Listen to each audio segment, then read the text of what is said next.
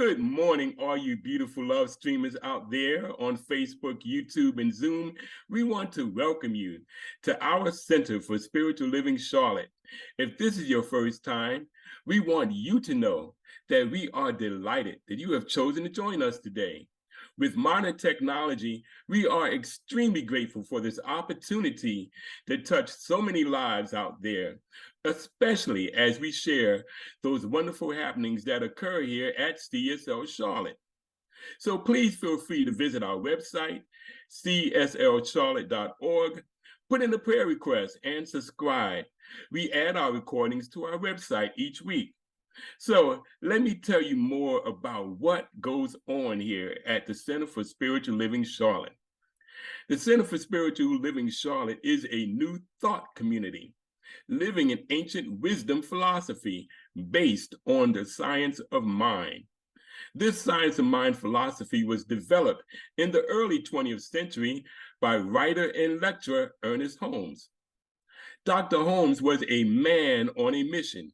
He studied truths from all of the world's religious traditions and spiritual paths.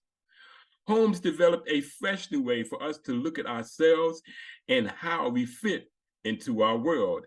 He's been referred to as the great synthesizer. At CSO Charlotte, every philosophy is honored along with every race, sexual orientation, and physical distinction. We are a diverse, open, and affirmative community. There are many paths to the divine. We can call it God, peace, love, spirit, infinite mind, or the I am presence. It really doesn't matter what you call it. What is really important is that you need to know this is your power that resonates within you. You do not have to leave your philosophy or nature of knowledge. You can join us anytime. We recognize and refer to many of the Holy Scriptures, such as the Bible, the Quran, the Torah, the Upanishads, and the Bhagavad Gita, and that's just to name only a few. So let me tell you about our vision statement. We here at the CSO Charlotte, we are here to continue a spiritual community, creating and preparing a succession of future leaders who can fully integrate, teach, and expose the science of mind principles, messages, and practices that strengthen the mind, body, and spirit of individuals. One of our aims is to create a high collective consciousness for everyone in this community. We teach everyone the tools to do just that. So come and join us as we meet each Tuesday evening at 6 p.m. Eastern Standard Time. You're going to hear more about that when we talk about opportunities, because what I want you to know is that our consciousness meeting on Tuesday is all about how we can put in practice the theme of what's going to be discussed today. And our theme today is connecting science and spirituality. So we want to welcome everyone here. We want you to enjoy our service as we celebrate this powerful being which lives within each and every one of us. So before I pass the mic over to our illustrious, fabulous, and fearless leader, I want to leave you with this thought. Unlike building a house, true character emerges when the outward siding and inner interior becomes one. And with that thought, I'm going to pass the mic over to our illustrious leader, Reverend Rosedale. Well, that is fabulous, Horace. When the outer and the inner becomes one, that is truly spoken by a scientist. Thank you so much to our MC and our operations leader. So anyway, to our YouTube listeners, virtual community, and everyone everywhere, welcome to the Center for Spiritual Living Charlotte, the Mind, Body, Spirit Center. The first thing we do when in our spiritual community is we open up with an affirmative prayer. And that is how we celebrate this power within us. So today, since we're all about connecting with the science and the spirituality, we have first on our platform someone to speak that affirmative prayer for us loud and clear. And it happens to be our awesome emeritus spiritual practitioner, Maureen Thurston, aka Mo. Now, what I know about her is that she's always waiting for email requests for prayers. That's what she's doing. She's like chomping at the bits. So when you put in a prayer request, you may want to understand more about connecting science and spirituality. Hint, hint. So that's who sends them back to you, the one who's opening us up today. So the next thing you want to know is, what does science and spirituality mean to you? Well, put in a prayer request so that you can be open and receptive. That's all you're asking for. I just want to be open and receptive to how I'm guided to understand science and spirituality. So if you want a prayer to do just that, what you want to do is go to our website right now and put in a prayer request. Then an email comes to your inbox with a prayer in it, actually. And here's the thing. You have to put in this prayer request in order to get the prayer in your inbox from Mo. So with no further ado, I like to say this. If you have not received a prayer request from Mo, you have not put in a prayer request. So with no further ado, I would say, Mo, take it away. Thank you, Reverend Rosedale. So let's just take a moment here to ground and center ourselves in that divine truth that all that there is spirit.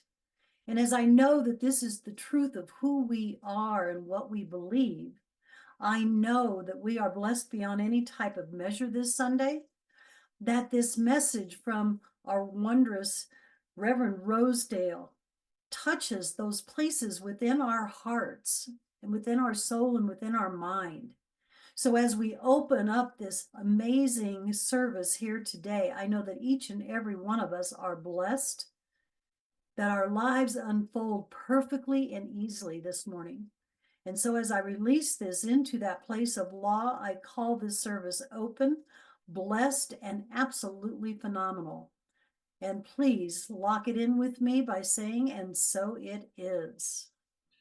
And so it is. So next on our platform is our reader, Melissa Spiegler, aka Melly. Now, Melissa is constantly seeming very much more curious, at least from what I can see lately, about the quantum physics, which is actually science, right? And she's connecting all these dots and sending these intriguing videos over to me a lot. And it's just giving me more things that I could really look forward to, and to say when I'm not busy, say, let me go and check this out a little bit deeper. When it comes to science, I love it and I do so much about it. And I think she knows that. So I'd like to say that whatever she sends whenever anybody sends, actually, when it comes to science, it hits home. And there's nothing wrong with that. So connecting the dots here today between science and spirituality is a big deal for me. So when you listen to her reading, you are going to understand what connecting science and spirituality is all about. That I can promise you. So after Melissa's reading, listen to the song Symphony of Science. Now, this song reveals the beauty of a living thing, because it's not just the atoms that go into us. It's the way the atoms are put together in us. And that's what connecting science and spirituality is really all about. So Melissa, make it do what it do.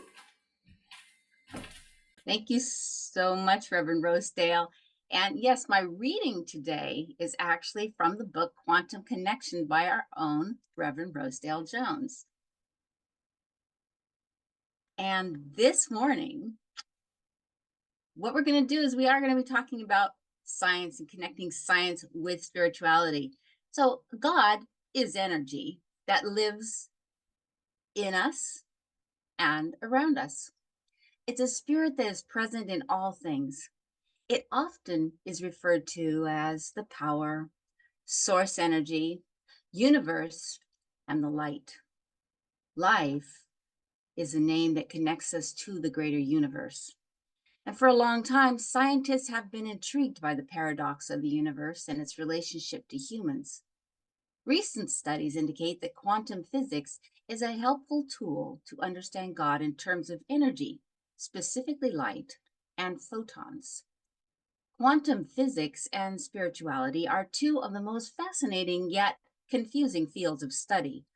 Science and spirituality are two distinct yet related perspectives. Both fields explore implications or how things work in different ways. Quantum physics is a branch of science that studies the nature of matter and its behavior at the atomic and the subatomic level. It explains the nature of reality and how energy works, while spirituality helps us understand our connection to something greater than us. Quantum physics explains how the law of physics works within a particular space and time. Spirituality, on the other hand, studies the importance of the human experience and how our experiences affect our perception of the world around us to uncover deeper understandings and between the mind, body, and the spirit connection. Quantum physics and spirituality have become increasingly important in the world of understanding the relationship between energy, consciousness, and matter. By exploring the phenomena of life, we uncover hidden potential that helps us find purpose and gain motivation and drive, which can help us find deeper meaning and tap into the energy that surrounds us all. And so it is.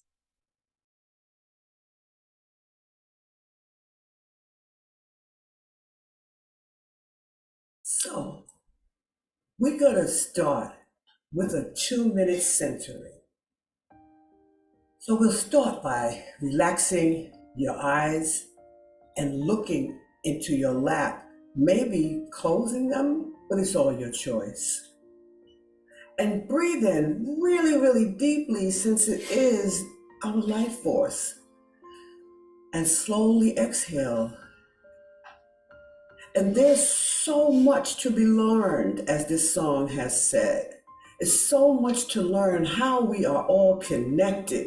We are connected to the earth, like the song says, chemically, and we're connected to each other also.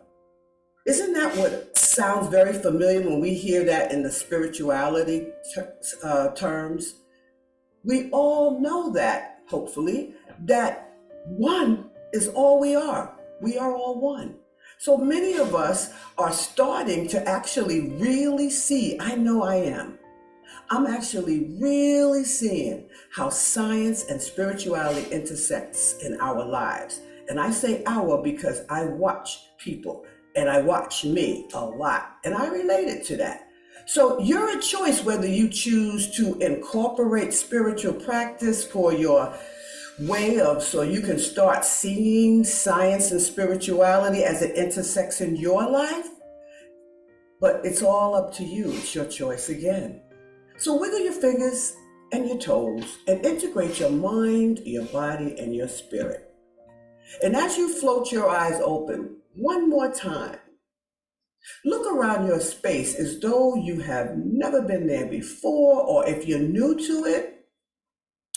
And then let something in your space connect you back to the present moment. So I'm going to take a gratitude moment right here and thank you, Horace Dabush, for being our MC today, as well as our operations leader. So thank you, Mo, for that incredible opening prayer. And also thank you, Melissa, for your reading, because your reading by my book, Quantum Connection, truly points the way to connecting the dots to science and spirituality. So let's focus for a minute on connecting science with spirituality. Because what I do know is that connecting that, it's not limited. Science and spirituality together, it's not limited to any particular being or any particular doctrine or any particular theme in life. It is for everyone, no matter what your philosophy is. Science has proven spirituality has life-altering benefits. And as individual people, we need to understand how science and spirituality intersects in our own lives. See, it's important for us to actually recognize that there's a divine power within us. And and really that is in lieu. I always look at my trees when I'm talking about this power. It's just me. But that is in lieu of this awesome it's no anthropomorphic being up there in the sky. And that means a human like being, right? And so people think that there's this person up there doling out good for you with this long white beard and saying you were good today so you can have that job, or you were good today so you can have that relationship, or your last relationship was great so here you are. No, there is no one to do that. There is no one to do any of that. The punishments and the good that come to us come from us. They come through us, from us, based on the way we look at life. Do you know that you can't change the past, and you are the one that has to be here in the present moment to be happy? Do you know that? Oh, how about this one? Do you know what today is? Today is merely the tomorrow of yesterday that you probably may have worried about yesterday. Wow. Now that's punishment if you were worrying yesterday and woke up this morning worrying some more. Because if you turn to spirituality, spirituality becomes the best part of the human experience, because our experience truly and honestly affects the wrong word. It actually affects exactly our perception. Affects whatever. And this is what happens. This is what we perceive in the world all around us. So in Melissa's reading from my book, Quantum Physics and Spirituality, which quantum physics is science, quantum physics and spirituality has become increasingly important as people evolve. Everybody's starting to wonder, why am I here? Who am I? And eventually gets pointed to science, especially if you want to understand the relationship between these things like energy, like the cosmos. They mentioned the cosmos in the song. Just go in your somewhere and start looking at these things and really take these people seriously that are giving these lectures on YouTube and everywhere. But we're talking about this connection, consciousness, energy, matter. What is all of that? How does it matter in your life? Spirituality uncovers all of our deepest understandings of our mind, body, and spirit connection. You see, in quantum physics, and the people who are the scientists are called quantum physicists. So in quantum physics, God is defined by them as photons, light, and energy. All that photons and light mean the same thing when you start really paying attention to it. You don't have to study like I'm just the guru for it. You know, you guru your stuff that you guru, but just also understand who you are. Quantum physics is a fundamental tool for understanding God in terms of energy. This is a better way. Oh my God, so many years I went around trying to understand it from the Bible perspective, and I didn't see it yet. But I saw it when I came into a spirituality awakening. I saw it when I got into class with this fabulous man called Amit Goswami. You know, science specifically focuses on light and photons as aspects of the spiritual realm. So I'm talking more than that science we learned in high school, elementary school, and all that stuff. I'm talking quantum physics and how it supports the reality of our spiritual connection. So quantum physics is scientific theory, just so you know. And what it does is it focuses on the behavior of that matter and energy and the consciousness. What is the consciousness? The mind of each human being, the mind of any animal, the mind of the trees and the sky and the stars, all of that. Quantum physics is the smallest minute particles. That's where they begin when they start talking about the atoms in that song and how they place them. It doesn't matter where they place it, it matters how they're put together. See, the connection between science and spirituality, it gives us each a unique perspective, and each of us are entitled to our unique perspective. And our friends try to overtake us by saying, no, this is what I want you to do. And you got to say to yourself, whoa, can I then just be quiet and let them have whatever? Because you don't have to teach people your way, because if you're doing the connection between science and spirituality, you have your own unique perspective and you can respect it. And you don't have to feel like I must go with the crew. I must go with the way the world thinks. You can understand some new amazing concepts on your own. And one of my favorite quantum physicists is Amit Goswami. Now, that man was my instructor for 3 years in ministerial school.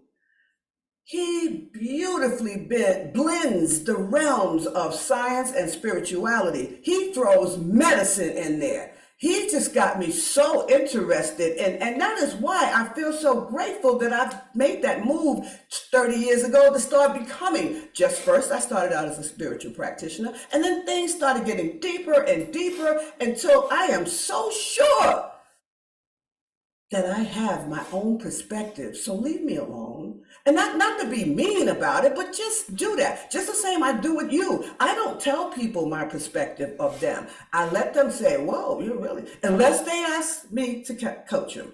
If I'm not asked to be your coach, you're not going to get me to correct your language. You're not going to find me telling you that, well, you should stand on the roof, because if this person believes they should stand on their porch and do it, then let them. It's all perspective. And so science and spirituality appeals to each of us in a unique way. So he also points out how we're constantly creating a harmonious balance that empowers us to have these extraordinary lives. Now, it's extraordinary now because we're born with this power to build our own lives. It's extraordinary because we are thinking of everything in our lives, and it's all based on the side of life that we're thinking from or we perceive from. Some of us call it a blessing and some of us call it a curse, but that's their choice. So we ebb and flow all day long in either the love side or the fear side. So whatever side we're on, we're still creating harmony in our life. Case in point, we understand that all harmony is achieving agreement, or coming to an agreement together to find common ground. So we can find a common ground and that's how we get the harmony between us. I agree to disagree. That's fine. That's a harmony, right? But here's what the universe does when it comes down to harmony. What happens is the universe always aligns in harmony with us based on our words, based on our vibrations. It agrees in harmony with us. Whatever we say, it's agreeing with us. However we're vibrating, it's vibrating in agreement with us. So that's how we create such awesome lives You may not like that to be awesome, but it is awesome because it did just what you said. If you were on the fear side and you thought about all the things that don't look good, or I don't like her doing that, or I don't like him doing that, you're in the fear side. Get over here on the love side and say, you know what? I can respect you for that, because you would go much longer if you could just let it go. That's harmony from the universe point of view.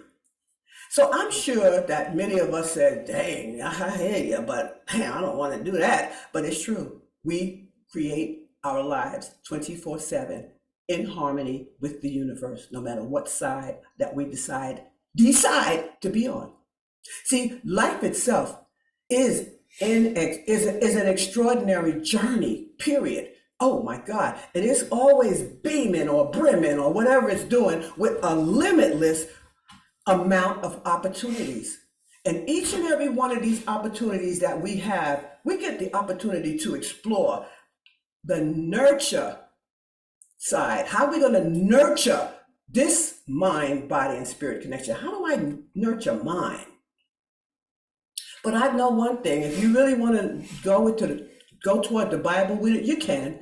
Because see, the Bible has verses that relate to the mind, body, spirit connection, but it just doesn't explicitly explains the connection, though. It's not saying, oh, well, this is mind, body, spirit. It's not saying that. But if you would just use your imagination with the Bible, you will understand the connection. Oh my God. So what I do is I go and try to prove everything. I'm a scientist. So I went and looked for 3 things for the mind, body, and spirit in the Bible, right? And so for the mind, I found in the book of Philippians, you got to use your imagination now. That was chapter 4, verse 8. It says like this: finally, brethren, you know what I do when I hear just men, right?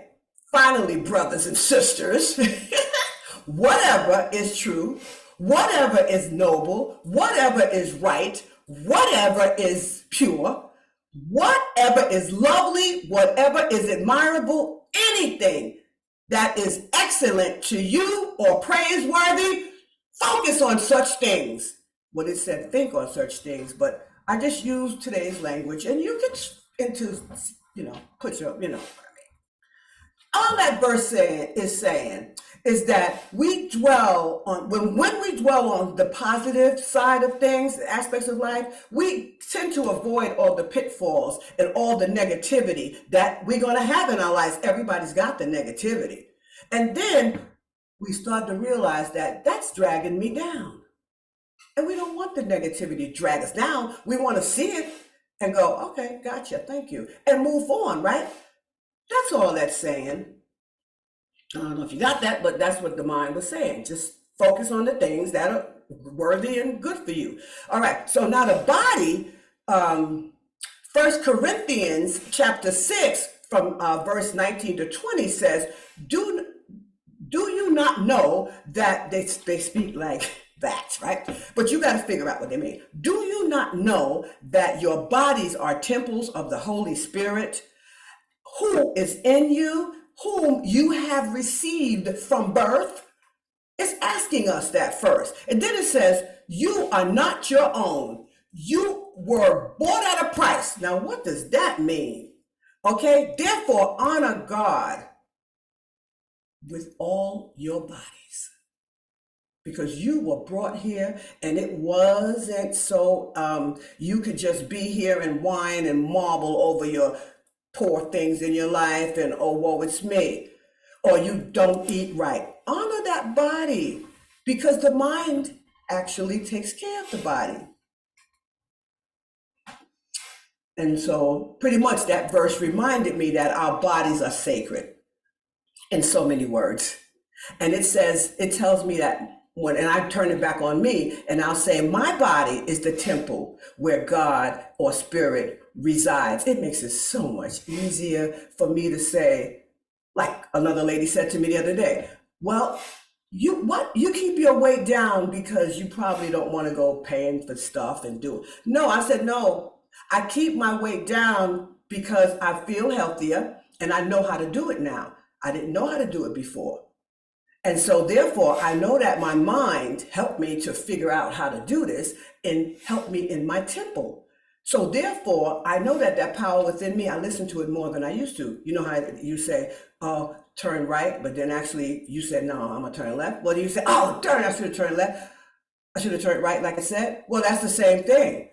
You may say, "Oh, I want a vanilla shake." I mean, no. I use the vanilla shake. That's me. But I say I want a thing of vanilla ice cream, right? So I have a personal shake that I just absolutely love, and there's my vanilla ice cream or whatever. Okay, I'm just saying. So I make a choice, but I'm taking the choice of what my inner being is going to say. Why don't you try it this way? That's my perspective. Somebody else could come and say, well, why don't you let them use it. That's okay. You got that. But this is my way. I substitute one taste for another, and I got it all down pat. And that's the body.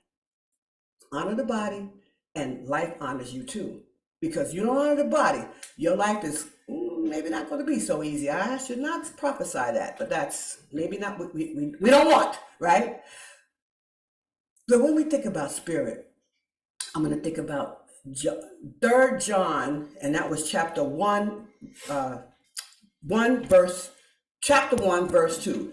And it said, "Dear friend, I pray that you enjoy good health and that all may go well with you, even as your soul is getting along well." Now, you know, they mean spirit there. Spirit and soul is one, right? Just different ways, different terms, right? They call Holy Spirit, I just call it spirit because I'm okay with that. And some people want to do, that's fine. I'm okay with however you choose.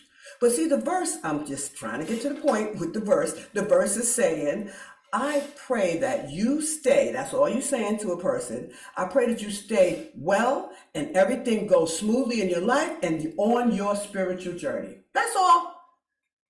And as long as you can remember certain things like that, so I can go back into the Bible to remind myself of certain things like that, or maybe I want to look at another affirmation. Maybe sometimes I pull up my affirmations when I read that. It comes up, boom, here's something else to think about. So just know that everything that they have put out there is put out there for a reason. Yes, the Bible was written for its reason. Yes, the Bible was sometimes written by Vaticans who wrote it only for themselves, but that's all good. So I just want to get to the point of our wonderful Black History Month, right? So as you know, that we celebrate all cultures that we're aware of. You know, I loved it last year, Alan, how you said, I want to do the Asians this year. Okay, cool. He learned something. I said, where'd you get that from, Alan? He said, no, I was just doing some research and I found out it was there, ding, ding, ding. I said, okay, let's do it. You know, you never know who may say, oh my God, they're talking about Asians. And okay, people go where they see themselves at.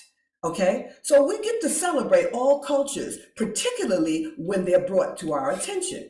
So as we acknowledge the month of Black History, which is February, I encourage you to consider this long-standing connection between science and spirituality. Consider the many people that came throughout history who used this science and spirituality connection. Consider that without even thinking about much. They did it, some of the people had used it without even being aware of it. Then consider the many people who have used it and still using it without knowledge in this time, right? In these times. Just consider the many people who are no more self-aware in those times back then than they are now throughout history, okay? So consider this fact. That connection between science and spirituality was born in each and every single human being. And I'm going to prove that when we start talking about the person that, no, Alan's going to prove that. And he's done his research about a woman. And I want you to hear all the great things that she has done using this without, maybe she did and maybe she didn't. We don't know whether or not she knew she had this or not, but it's a possibility that she did. Because look at us. Look at me. So Alan, let it rip. Wow. The lady I'm talking about today, she combines science, she combines spirituality with the arts. So I am thrilled to talk about Sister Rosetta Tharpe. Rosetta Tharpe was born on March 20th, 1915, as Rosetta Newman in Cotton Plain, Arkansas, to Katie Bell Newman and Willis Atkins, who were cotton pickers. Tharpe's mother, Katie, was also a singer and mandolin player, deaconess missionary, and women's speaker for the Church of God in Christ, who encouraged rhythmic musical expression, dancing in praise, and allowing women to sing and teach in church. Encouraged by her mother, Tharpe began singing and playing the guitar as little Rosetta Newman at the age of 6 and was cited as a musical prodigy. At age 6, Tharpe had joined her mother as a regular performer in a traveling evangelical troupe. She accompanied her mother in performances that were part sermon and part gospel concert before audiences across the American South. Also, she played piano and was known to dance during her performances. She would look up and express freedom to dance. She was famous for giving a new upbeat twist to sad spiritual songs. In the mid-1920s, Tharpe and her mother settled in Chicago, Illinois, where they performed religious concerts at the Roberts Temple, COGIC, on 40th Street, and occasionally traveling to perform at church conventions throughout the country. Tharpe developed considerable fame, standing out in an era when prominent female black guitarists were rare. In 1934, at age 19, she married Thomas Tharpe, a COGIC preacher, who accompanied her and her mother on many of their tours. He was a tyrant, looking to make money off of her talents, and the marriage only lasted a few years. But she decided to adopt her husband's surname as her stage name, Sister Rosetta Tharpe. In 1938, she left her husband and moved with her mother to New York City. On October 31st, 1938, age 23, Tharpe recorded for the first time for Decca Records. The first gospel songs recorded by Decca, Rock Me, My Man and I, and The Lonesome Road, just to name a few, were instant hits, establishing Tharpe as an overnight sensation and one of the first commercially successful gospel recording artists. Rock Me was controversial because it combined a traditional spiritual song with a growling invitation for the profane. Tharpe's appearances with Cab Calloway in Harlem's Cotton Club in October 1938 and in John Hammond's Spirituals to Swing concert at Carnegie Hall on December 23, 1938, gained her even more fame. She had signed a 10-year contract with Lucky Millinder. Tharpe officially joined Millender's swing band in 1941 and continued touring with the band throughout the 1940s. Her records caused an immediate furor. Many churchgoers were shocked by the mixture of gospel-based lyrics and secular-sounding music, but secular audiences loved it. She decided to defy convention and mix church music with nightclubs. By 1943, she considered rebuilding a strictly gospel act, but she was contractually required to perform more worldly material. Her nightclub performances, in which she would sometimes sing gospel songs amid scantily clad showgirls, caused her to be shunned by some in the gospel community. She decided to tour the South with gospel group the Dixie Hummingbirds. She performed with her unique guitar techniques while the Hummingbirds would be in the audience singing and interacting with them. Rosetta again decided to defy racial segregation by asking the Jordanaires to perform with her. She liked to surprise the club owners and the audience by admitting the fact that the Jordanaires were her 4 little white babies. Also, she performed for the black soldiers during World War II. Her song, Strange Things Happening Every Day, was about the irony of racial segregation and the upcoming civil rights movement. Because she was a black performer not allowed to stay in many hotels or eat at restaurants, she was the first musician ever to have a tour bus with beds in the back.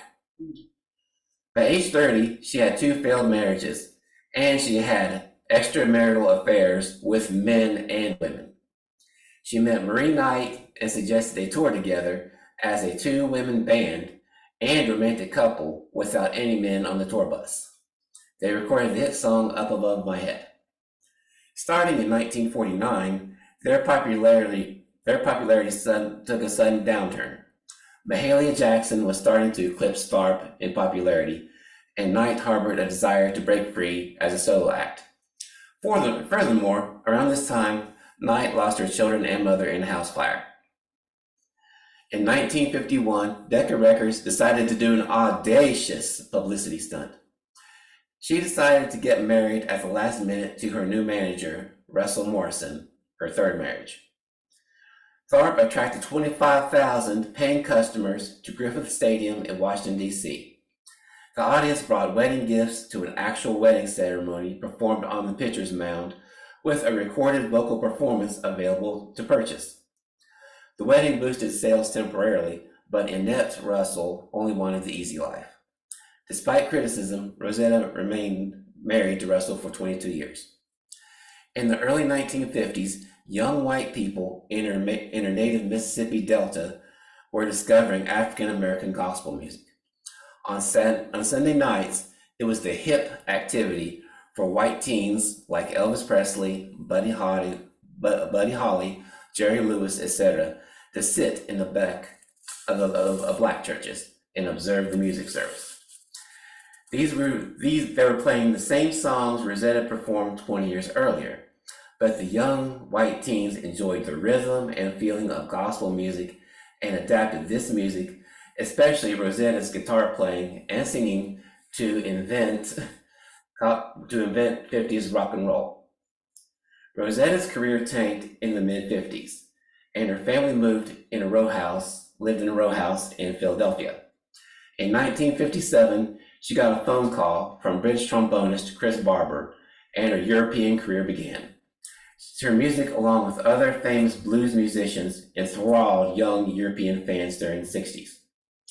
In 1964, her most famous concert was recorded in the rain by Granada Television at the disused railway station in Manchester.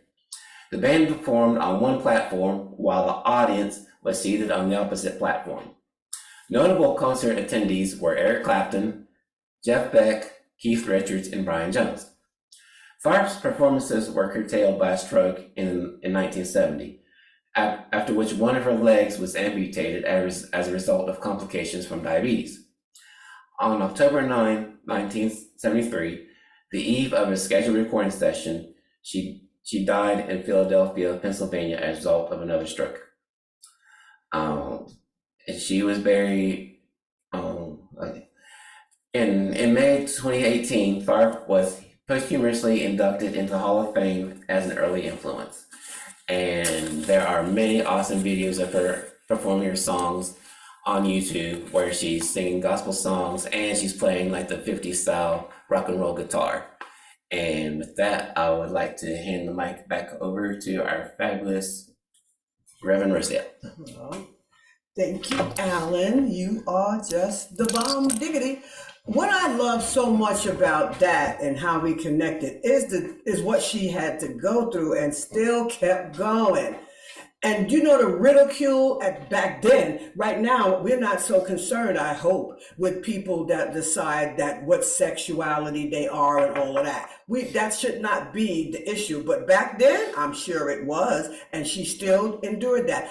She also endured all of these different, can you imagine having a person that's being a tyrant and you're trying to make it big in this world and they're just messing you know, it's just crazy. So we got to really pay attention that we all go through things. But hey, that mind of hers, she practiced that connection. She knew that, oh, you know what? I know I got kicked down, but I'm going to get back up. Because you see, when you get up, When you know you can look up, you know you can get up. And when you get up, you end up telling yourself, well, I'm here, I might as well swing. So it's all about just thinking about it. It's just what we do. When I was coming through this life, in the same way, I began to know that, hey, Rosedale, you are connected. And I bet you she knew. Listen, she was a gospel singer. And you know what?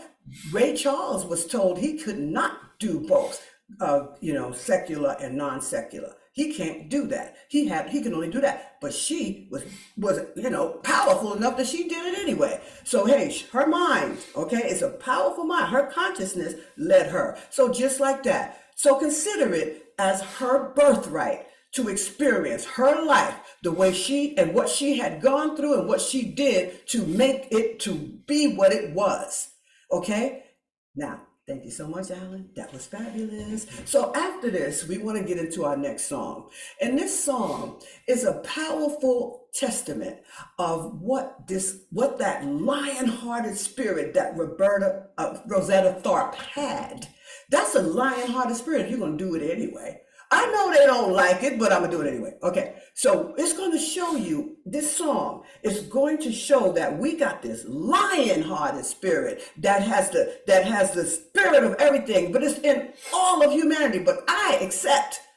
But you know what? And it offers us so many limitless, endless possibilities. So as lion-hearted spirits, whoever is like me, kind of like, okay, I'm going for it. I know you don't like me, but I'm coming. You know what I mean? That's me. But that's okay. Wow. But anyway, I don't know where I got that lion-hearted thing from. But you know what? This particular song that's about to come up is really going to inspire us to actually trust that essence inside of us, to trust our own abilities, to know that we have these guiding forces that's in our higher consciousness. Okay, we got to stay on that side. That's when we get to the love side. So let Yolanda Adams inspire us in this next song called I Believe. You'll figure the next 3 words out in a second. Let's go with that song.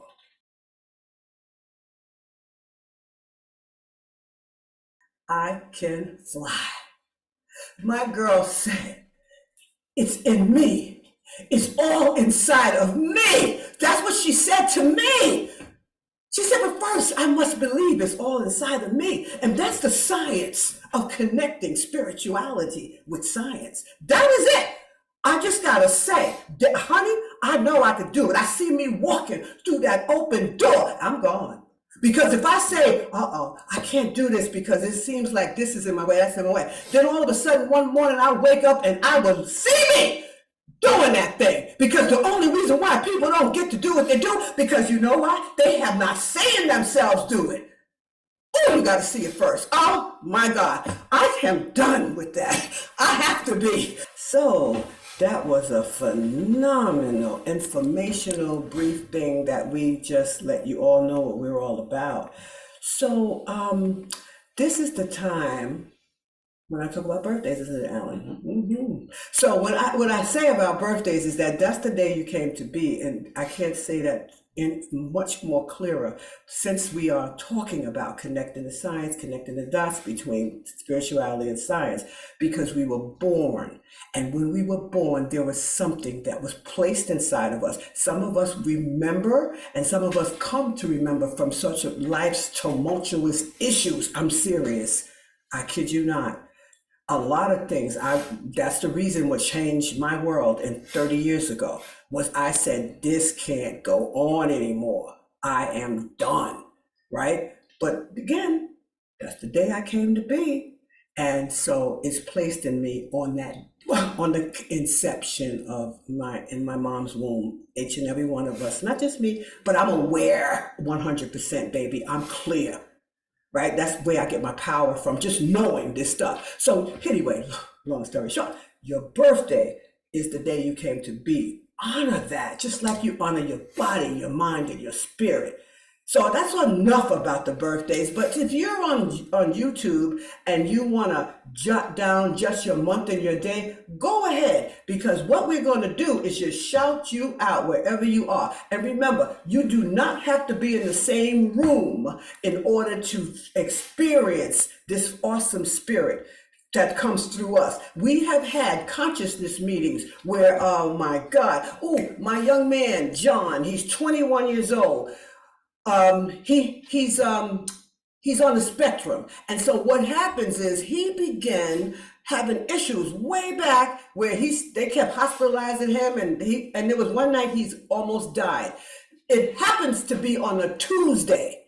And oh my God, his mother said, she was all worried and everything, but she said he opened his eyes and he looked around Rosedale and he started smiling. And that was the night I said, let us all get around him. You don't have to know what he looks like.